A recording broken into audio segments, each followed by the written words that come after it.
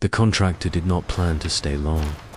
He told himself he would step inside, take a few photos, confirm structural decay, and leave before the unease settled too deeply in his chest. He had done this kind of work before. Empty houses, forgotten. Places, properties no one wanted to remember. But the moment the front door closed behind him, the house felt occupied, not by movement, not by sound, by attention. The air pressed inward, heavy and stale, carrying the faint smell of damp wood and something older, something like cold stone that had never known sunlight. His footsteps sounded muted, as if the floor were absorbing them rather than reflecting them back. He turned on his flashlight. The beam cut through the darkness, revealing dust suspended in the air like frozen breath. The furniture was gone, but the marks remained pale rectangles on the walls, grooves in the floor where weight had rested too long. The hallway felt narrower than it should have been. He measured it with his eyes. Then with his tape, it was shorter than the blueprint said it was by nearly 6 inches. At the far end of the hall stood the basement door. It was slightly open. He had read the reports. He knew about the door. He told himself it was warped wood, a failed hinge, simple physics. Still, he did not touch it right away. Instead, he set up his recorder. He didn't know why he did that. Later, he would say it was habit, that he documented everything. That evidence mattered.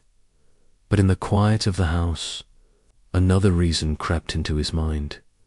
He was afraid he wouldn't remember what happened. The recorder clicked on. The red light glowed, and almost immediately, something moved not in front of him. Behind the walls, a low, shifting sound traveled through the structure, like weight being dragged slowly across concrete. The noise passed from the living room into the hallway and stopped directly beneath the basement door. The door creaked open another inch.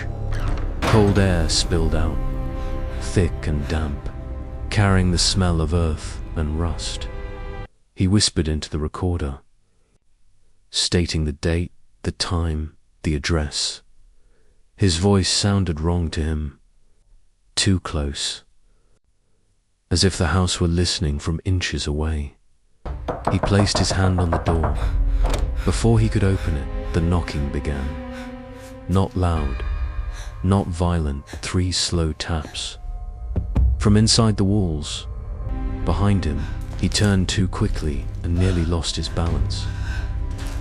The flashlight beam shook across the hallway, illuminating nothing but peeling paint and space that felt tighter than before. The knocking came again. Tap, pause, tap, dotted. Wasn't random, it was measured like a signal. He backed toward the front door, heart hammering, breath already shallow. The pressure in his chest returned the same sensation. Described in the emergency calls, breathing became work. Each inhale felt incomplete. The recorder caught it all. The strain in his lungs, the slight tremor in his voice as he told himself to stay calm. Then the house responded. The front door would not open. It wasn't locked. The handle turned icily in his hand, but the door did not move. The knocking shifted. It traveled through the walls again, circling the hallway, stopping behind the basement door once more.